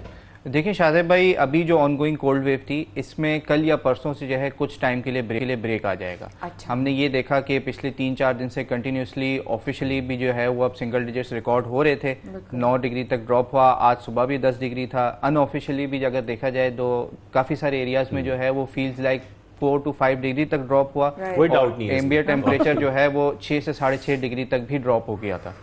लेकिन अब अगले हफ्ते से जो है इस कोल्ड वेव में शॉर्ट ब्रेक आएगा। इसकी वजह ये कि लास्ट टाइम आपको याद होगा कि हमने बताया था कि दिसंबर के लास्ट डेज से, लास्ट वीक से जनवरी के फर्स्ट वीक तक जो है वो back to back western disturbance आ रहे हैं, जिसकी वजह से जो है वो विंड डायरेक्शन थोड़ी सी चेंज होगी। तो इस वजह से कराची में अब रात के टाइम और दिन के टाइम जो है एटलीस्ट 4 से 5 डिग्री जो है वो अप हो जाएगा टेम्परेचर। अप हो जाएगा। अच्छा, अप हो जाएगा। मैं तो फोन आवा मुझे बता रहे थे ना आपका, अभी मजीद 5 चल रहा है तो 0 पे आ जाएगा। थोड़ा सा इजाफा इतनी बढ़ रही है और समझ नहीं आ रहा कि किस तरीके से हम जो है इस मौसम में अपने आप को जो है वो गर्म कपड़े, जो भी आदत नहीं है ना, कराची वालों को आदत ही नहीं है कराची। काफी टाइम बाद जो है ना इस तरीके का टेम्परेचर अब ड्रॉप हो रहा है। लेकिन आप ये कह रहे हैं कि अगले 2-3 दिन में जो है वो सर्दी बहुत कम हो जाएगी, कुछ हद तक रिलीफ मिलेगा। ज्यादा तो नहीं ना? ज्यादा नहीं, जिस तरह ये अभी जैसे सिंगल डिजिट्स में हम चल रहे हैं रात के टाइम पे, तो रात के टाइम पे हम 13-14 डिग्री तक आ जाएंगे। दिन के टाइम पे जिस तरह आपको लास्ट टाइम याद होगा कि वही 20-22 डिग्री 21 डिग्री की बात थी, तो अब वो तकरीबन 25 से 28 डिग्री तक चले जाएंगे, यानी कि 2-3 डिग्री का इजाफा होगा। अभी आप लोग ना प्रोग्राम, अभी जब ये ब्रेक था आप लोग बातें कर रहे थे ओले शोले में ना, काम कर रहे थे, मैंने सुना नहीं है, क्या बातें और दोनों की जरा बताएं जरा मुझे। बेसिकली ये है, ये अगेन फिलहाल मीडियम रेंज फोरकास्ट है अगेन के वही वेस्टर्न डिस्टर्बेंस अब बैक टू बैक आते नजर आ रहे हैं। अमूमन कराची में इस तरीके की कोई बहुत रेयर इवेंट्स होते हैं, लेकिन कुछ ऐसी पॉसिबिलिटीज अब नज़र आ रही हैं कि दिसंबर के बिल्कुल लास्ट डेज में या जनवरी के फर्स्ट वीक में अगर इसी इंटेंसिटी से ये सिस्टम आता है साउदर्न पाकिस्तान की तरफ, तो बलोचिस्तान के काफ़ी साहिली पट्टी में और सिंध के, जिसमें इंक्लूडिंग कराची है, इनमें काफ़ी अच्छी बारिशें हो सकती हैं। प्लस कुछ ऐसी लो चांसेस ऐसे भी हैं कि अगर ये सिस्टम इसी इंटेंसिटी से आता है तो कराची में ज़्यादा भारी भी मुमकिन है। ये आज से एग्जैक्टली 4 साल पहले भी हुआ था। 2017 में तकरीबन 18 दिसंबर की डेट थी, जिसमें रात के टाइम काफ़ी ज़बरदस्त थंडरस्टॉर्म था और जो साउदर्न एरिया से हमारे कोरंगी, डिफेंस, क्लिफ्टन, इन सारे एरियाज में जो है वो झालाबारी रिकॉर्ड हुई थी और काफ़ी अच्छी क्वांटिटी में जो है वो। लेकिन इसकी परसेंटेज क्या है चांसेस की कि ये फिलहाल अगर आज के हिसाब से बात की जाए तो ये अंडर 30s है, लेकिन आपको पता है कि मीडियम रेंज फोरकास्ट है, हर गुजरते दिन के साथ इसमें चेंजेस आएंगी। लेकिन पिछले हफ्ते से जो हम इस चीज़ को मॉनिटर कर रहे हैं तो काफ़ी कॉन्क्रीट अभी तक जो है इसमें चेंजेस अच्छी नज़र आ रही हैं। अच्छा, ये बताइए जाद भाई कि आपने कहा कि कराची और सिंध में, ये बलूचिस्तान साइड पे, अब बारिशों का सिलसिला क्या ओवरऑल पाकिस्तान में भी सिनेरियो क्रिएट हो सकता है? बिल्कुल बिल्कुल। ओवरऑल पाकिस्तान में जो है वो 23 तारीख से जो है अगेन नॉर्दर्न एरियाज में एक वेस्टर्न डिस्टर्बेंस सेंटर हो रहा है, जिसमें पहाड़ों पे बर्फबारी, इस्लामाबाद मरी रीजन तक जो है वो बारिश और मरी तक जो है वो थोड़ी बहुत हो सकता है, अगेन स्नोफॉल हो सकती है। साथ ही साथ अगेन धुंध का जो सिलसिला है वो भी दोबारा बढ़ेगा और जिस तरीके से कल या परसों से जिस तरह मैंने कहा कि विंड डायरेक्शन चेंज हो रही है, तो बलूचिस्तान रीजन में और सिंध, सेंट्रल सिंध, अपर सिंध रीजन में भी जो है वो फॉग काफ़ी हद तक बढ़ जाएगी। तो जो लोग ट्रैवल कर रहे हैं वो इस चीज़ का खासा ख्याल। ये पंजाब की जो सूरत हाल बनी हुई है इस वक्त, खासतौर पर लाहौर की मुख्तलिफ जो पंजाब के इलाके हैं, यहाँ पर फॉग में इजाफा होता जा रहा है। लेकिन हम देखते थे पहले बारिश हो जाती थी दिसंबर में, बारिश हो ही नहीं रही है। क्या वजूहात हैं और कब होगी अब ये बारिश? देखें, अगेन जो सिस्टम आ रहा है वो अपर पंजाब तक लिमिटेड है, तो जो सेंट्रल पंजाब और लोअर पंजाब में जो फॉग है और स्पेशली लाहौर रीजन में जो स्मॉग वगैरह जो एक लंबे अरसे से हम देखते आ रहे हैं, फिलहाल अगेन इसमें एस सच कोई इतने चांसेस नहीं है। अगेन जो लास्ट वीक में जो वेस्टर्न डिस्टर्बेंस आ रहा है उसकी उम्मीद है कि वो कराची से खैबर तक एट ऑल पाकिस्तान को पूरा इफेक्ट कर रहा होगा। उसमें इंशाल्लाह हम कह सकते हैं कि लाहौर वालों को काफ़ी हद तक रिलीफ मिल जाएगा फॉग से और स्मोक से भी। अच्छा, कोयटा और ज़ियारत वाली साइट पर बर्फबारी होने का कब तक आगाज होने का कोई है? बिल्कुल है, बिल्कुल है। यही जो सिस्टम आ रहा है ये बेसिकली एंटर ही बलूचिस्तान से होगा और बलूचिस्तान में ओवरऑल बलूचिस्तान में जो है वो ठीक ठाक बर्फबारी और काफ़ी तेज़ बारिशें हो सकती हैं। फिलहाल अभी यही चांसेस हैं, लेकिन आने वाले दिनों में इसमें मजीद इस पे और उसकी वजह से कराची में सर्दी फिर बढ़ेगी, जाहिर बात है। जब बलूचिस्तान में होगी कोयटा की साइड पे तो फिर वो हवाएं और वो सर्द हवाएं जो है वो कराची लाजमी आएंगी। जैसे ही ये सिस्टम्स निकलेंगे, ये back to back at least 2 systems नज़र आ रहे हैं। ये जनवरी के फर्स्ट वीक में जो है ये पास आउट होते हैं, तो फिर अगेन जनवरी के फर्स्ट वीक से हम कह सकते हैं कि बलूचिस्तान और दोबारा कराची में एक और इसी तरीके की जो है वो कोल्ड वेव एंटर हो जाएगी।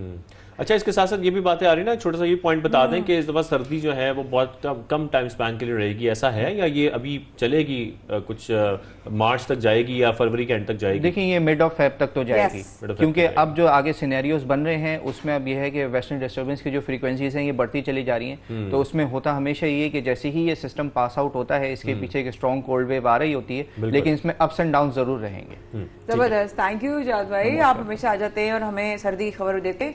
लेकिन बहुत सारी चीजें और पता चला आपको मौसम के लिए आपको कैसे प्रिपेयर रहना है, सर्दियाँ कैसे आ सकती हैं, बारिश कैसे हो सकती है, ओले कैसे पड़ सकते हैं, पूरे पाकिस्तान में सिस्टम आ सकता है, तो इसके लिए रहिए प्रिपेयर और गर्म कपड़े निकाल लीजिए। थैंक यू जाद भाई आपके वक्त का, गॉड ब्लेस यू। और अब हम शाहजेब चल रहे हैं, बिल्कुल अब हम इस तरफ चल रहे हैं कि जैसे कि सर्दी की बात हो रही है और ये जिक्र भी हो रहा है कि सर्दी जो है उसकी शिद्दत में इजाफा होता जा रहा है पूरे मुल्क में।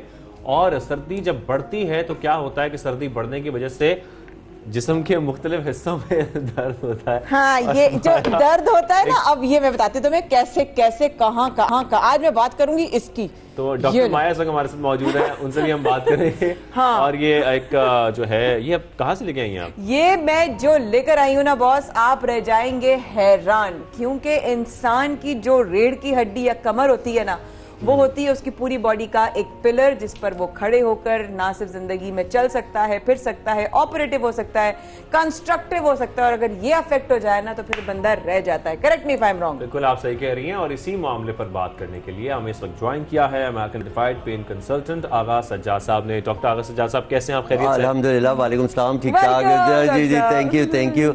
आप वाकई थोड़ा पेन स्पेशलिस्ट लग रही हैं, क्योंकि 3 मिलियन नीचे से निकाला सब प्रिपरेशन करके आई है। उसके अलावा 3 मिलियन अमेरिकन और मिलियंस करोड़ों लोग कमर के दर्द और शियाटिका अर्को निसा की वजह से माजूर हो जाते हैं, काम पे नहीं जा सकते, माली मसाइल, डिवोर्स हो जाती है, डिप्रेशन में चले जाते हैं। और अब लंबे अरसे के दर्द को, कम अरसे के मुस्तकिल दर्द को बजाते खुद एक बीमारी समझा जाता है। और ये वो बीमारी है, ये रिसर्च हो चुकी है वर्ल्ड हेल्थ ऑर्गेनाइजेशन वगैरह की, कि सबसे ज्यादा जो माजूरी होती है वो कमर के दर्द और शैटिका से होती है। अच्छा, हम सर्दी की तरफ आते हैं जी, हमने ये लिंक करना है कि सर्दी की वजह से हम देखते हैं कि जोड़ों में दर्द हो जाता है, कमर में दर्द हो जाता है, लेकिन कमर के दर्द पे आप स्पेसिफिकली बात कर रहे हैं, क्या वजूहात हैं? पोस्चर हमारा बैठने का ठीक नहीं होता, हम सही तरीके से बैठते नहीं है, बहुत देर तक बैठे रहते हैं, क्या वजूहात है कि आपके लोअर बैक में जो पेन है वो बहुत बढ़ता जाता है? लाइफस्टाइल, डाइट, वो सारी मैटर्स करती हैं। आप किस तरह से झुक के वजन उठाते हैं, ये सारी चीज़। और उसके बाद सर्दियों में हर दर्द बढ़ जाता है और जिनको दर्द नहीं होता उनको शुरू हो जाता है। उसकी 3 वजूहात हैं, स्टडीज़ में आ चुका है। जो सबसे बेसिक वजह है, जो लोग कहते हैं कि हमारे हड्डियों में दर्द महसूस हो रहा है, ये वो हड्डियों का दर्द नहीं होता है। हमारी जो रगें हैं, जो नर्व्स हैं, उनमें सेंसिटिवनेस, हसासियत बढ़ जाती है। तो वो हसासियत ब्रेन उसको एज पेन परसीव करता है। दूसरी कॉमन वजह जो है वो ये है कि उसके साथ पट्टे जकड़ जाते हैं। और तीसरी वजह ये है कि हवा का दबाव, अभी मौसम की बात हो रही थी, एटमॉस्फेरिक प्रेशर डाउन होता है, जिससे जॉइंट्स वगैरह में स्वेलिंग होने का ज़्यादा चांस होता है। तो 3 वजूहात हैं। और बेसिक चीज़ ये है कि आप उसको जो है जितना दर्द के बगैर मोबाइल रख सकते हैं अपनी बॉडी को, योगा, डांस क्लासेस वगैरह, ये वो जो भी आप 5-10 मिनट में कर सकते हैं, it is like life saver. क्योंकि एक दफ़ा पेन बैठ गया ना आपको, खुदा न खास्ता अगर क्रॉनिक हो गया तो उसका इलाज काफ़ी मुश्किल होता है। तो इलाज जल्द कराना चाहिए। और अभी एक और स्टडी भी मैं गो थ्रू कर रहा था कि अगर आप 14-15 साल के बच्चों का माइग्रेन का इलाज जल्दी कर लेते हैं तो हो सकता है उनको उम्र भर माइग्रेन ना हो। तो अच्छा। जी हाँ, तो आप जितना किसी बीमारी का आप जल्दी इलाज कर लें, आप फ्रैक्चर को जल्दी ठीक कर लें, किया जा सकता है। मतलब अगर आप जल्दी कर लें, वरना तो ये क्रॉनिक पेन जो होता है, लॉन्ग टर्म जो पेन एक दफा डेवलप हो जाए, उसका आपको मुस्तकिल इलाज कराते रहे। एक बीमारी है, ब्लड प्रेशर है, आप मुस्तकिल इलाज कराते हैं। इसी तरह बैक पेन में हम लोग स्पाइन इंजेक्शंस वगैरह लगाते हैं, सेफ प्रोसीजर्स वगैरह। सॉरी मैं आपको तो उसके अंदर जो है वो 2 साल, 3 साल, 5 साल आराम आ जाता है, लेकिन फिर आपको इलाज कराना पड़ता है। It's not cure. क्योर जो होता है, जो बिल्कुल ठीक हो जाता है, वो आप जितना जल्दी। हमारे पास एक बच्ची थी जो 15 साल की उम्र में आई थी शैटिका के साथ, विद इन 2 मंथ्स, और उसको हमने 2 प्रोसीजर्स किए, आज 11 साल हो गए, she is pain free.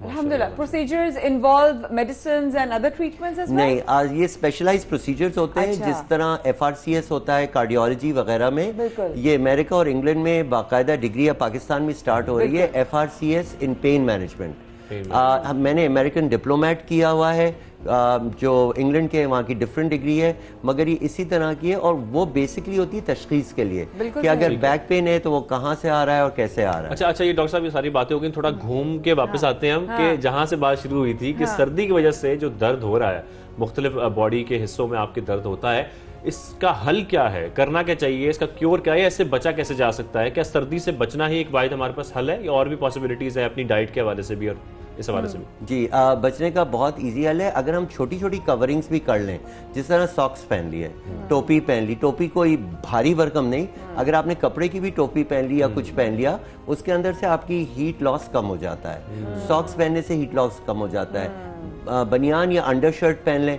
Under shirt में ये होता है कि ना बहुत टाइट हो ना लूज हो, अगर वो चिपकी रहेगी तो आपका हीट लॉस कम हो जाएगा। इस तरह से जो छोटी छोटी चीजें हैं, बाहर निकले तो सुस्ती में सॉक्स नहीं पहन रहे या कुछ कर रहे हैं तो अगर, और जमीन पे आप नंगे पैर चल रहे हैं तो मुसलसल आपको तो चढ़ेगी आपकी बॉडी के अंदर, कहते हैं ना बड़े बुजुर्ग, सर पे चढ़ेगी तुम्हारे ठंड। मैं सॉरी आपको इंटरप्ट करूंगा, मैं एक बहुत एक्साइटिंग न्यूज लेके आया हूँ। अच्छा, बहुत एक्साइटिंग न्यूज है। और मैं बहुत हमारे कुछ दोस्त हैं, उन्होंने मुझे बड़ा फोर्स किया कि फ्री पेन कैंप लाइक करो आप लाड़काना में और जेकबाबाद में। अच्छा। तो हम लोग ने वहाँ एक जगह 125 देखे, एक जगह 2 दिन में 250 पेशेंट्स देखे, ऑर्थोपीडिक सर्जन्स और हम लोग की पूरी टीम मिलके, नर्सेस वगैरह लेके, और हमने वहाँ जो 35-40 हज़ार के स्पाइन प्रोसीजर्स हुए वो फ्री ऑफ कॉस्ट किए। सारा सामान हम यहाँ से ले गए थे, तो स्टरलाइजेशन टेक्निक वगैरह ये वो इधर के जो अच्छे हॉस्पिटल्स हैं साउथ सिटी वगैरह वही स्टैंडर्ड का हमने सब free all free medicine free नहीं थी उनका प्रिस्क्रिप्शन लिख रहे थे लेकिन डायग्नोसिस ट्रीटमेंट वगैरह सब फ्री है। हम लोग इंशाल्लाह ट्यूसडे को 28 दिसंबर को अब कराची में ये शुरू कर रहे हैं और क्योंकि जाहिर है हमारी 3-4 डॉक्टर्स की कैपेसिटी लिमिटेड है। डॉक्टर दानिश अली है, he is also pain specialist और वो टेक्सास से आ रहे हैं। ही सेड कि मैं भी आऊंगा उस पेन कैंप में। मैं हूँ, डॉक्टर काजिम रहीम है, हम भी आएंगे, जरूर हम भी चलेंगे। काजिम रहीम है, वो he is orthopaedic and sports medicine doctor, very very माशाल्लाह कॉम्पिटेंट।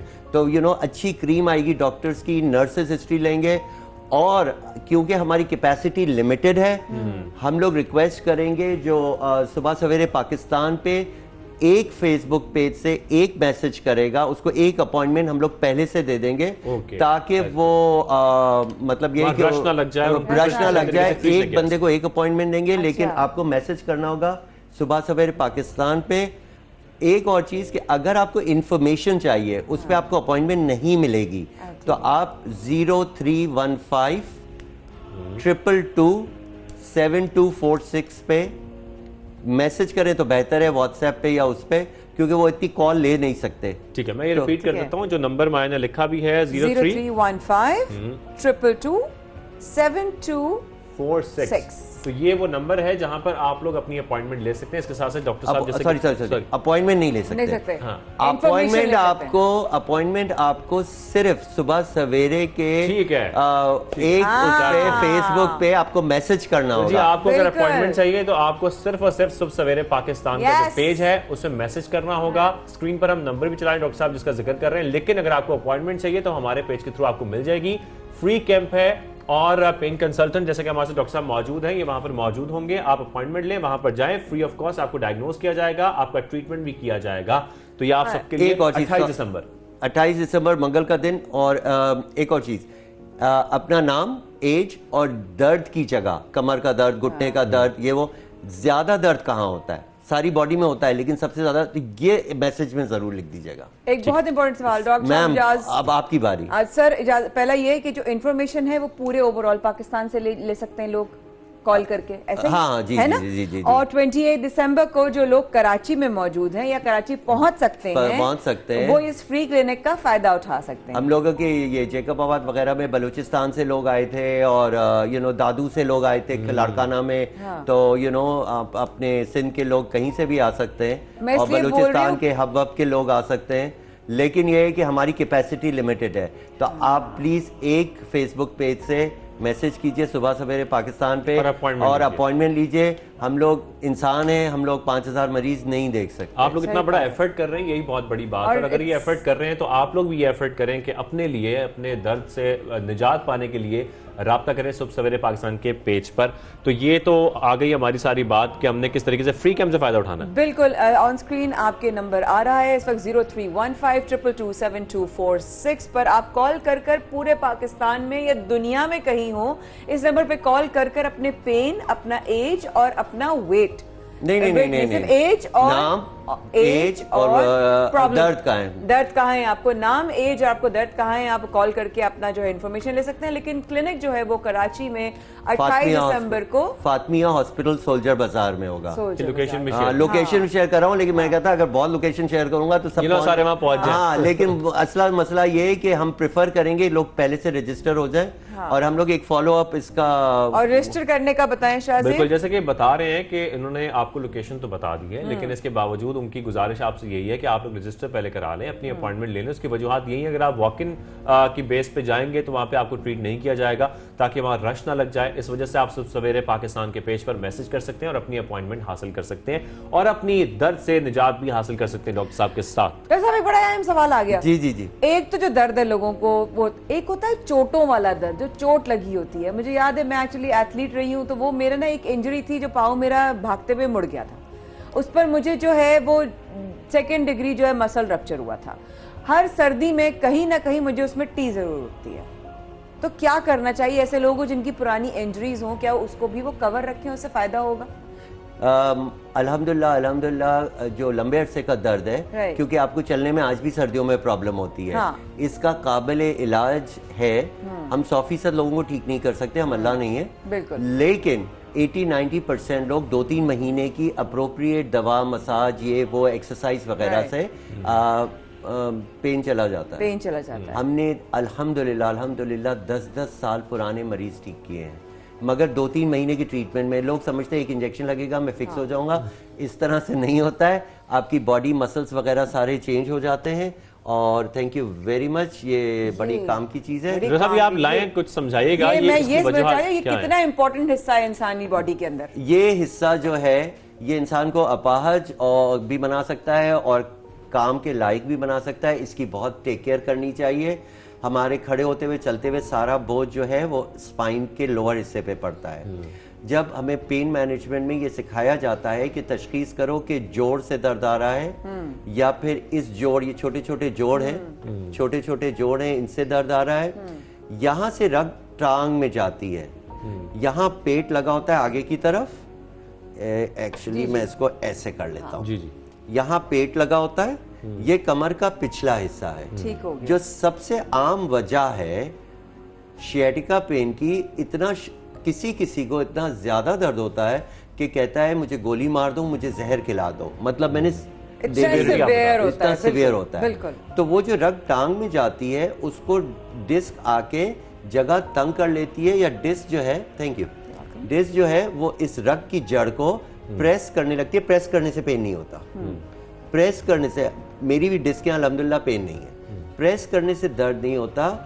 वजूहात की वजह से जड़ पे सूजन और वरम आ जाता है, जिसकी वजह से पूरी टांग में रग का दर्द जाता है, लोगों को सोने नहीं देता। बिल्कुल। अच्छा, स्पाइन में इंजेक्शन नहीं लगता, सुन करके साइड में एक स्पेशल नीडल है जिससे हमें पता चल जाता है कि हम रग के करीब हैं।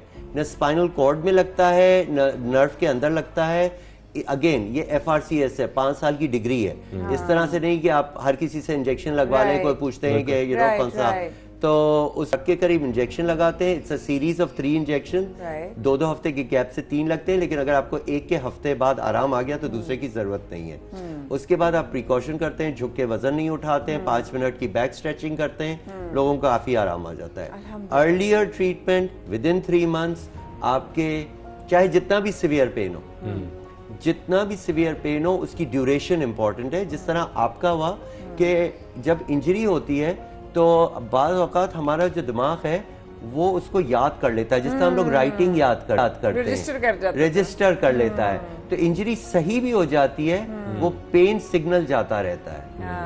तो इसलिए, और वो सर्दियों में पट्टे जाम हो जाते हैं तो बहुत सेंसिटिवनेस। अच्छा सर, आजकल में लास्ट क्वेश्चन है मेरा आपसे कि हम देख रहे हैं कि ये कायरोप्रैक्टिस बहुत कॉमन होते जा रहे हैं, और इवन पाकिस्तान में भी अब काफ़ी आ गए हैं, और बैक पेन के लिए, शोल्डर पेन के लिए, इवन आपके जॉइंट्स के लिए कायरोप्रैक्टर को आप कैसे देखते हैं? ये लोग जिस तरीके से काम कर रहे हैं, क्या ये कराना चाहिए, नहीं कराना चाहिए? जो सर्टिफाइड हैं उनको पहले देखकर फिर कराना चाहिए? जी एग्जैक्टली। होम्योपैथिक डॉक्टर हो गए, कायरोप्रैक्टर डॉक्टर हो गए, अगर वो सर्टिफाइड है, इस वक्त 2 सर्टिफाइड कायरोप्रैक्टर है कराची में, तो उनका ट्रीटमेंट बिल्कुल सही है।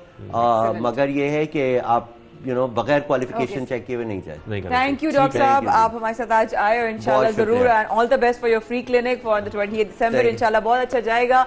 ये नेक लोग कुछ ऐसे हैं हमारे मास्टर में जिसकी वजह से अभी तक अच्छाई देखने को मिलती है, और इसी सोच के साथ इंशाल्लाह शाहज़ेब अहमद और माया खान हाजिर होंगे कल सुबह सवेरे पाकिस्तान में, इस उम्मीद के साथ कल का दिन एक अच्छा आगाज होगा आपकी, मेरी और सबकी जिंदगी में। तब तक अपना रखिएगा ख्याल। पाकिस्तान का परवरदिगार हामी नासिर, हाफिज।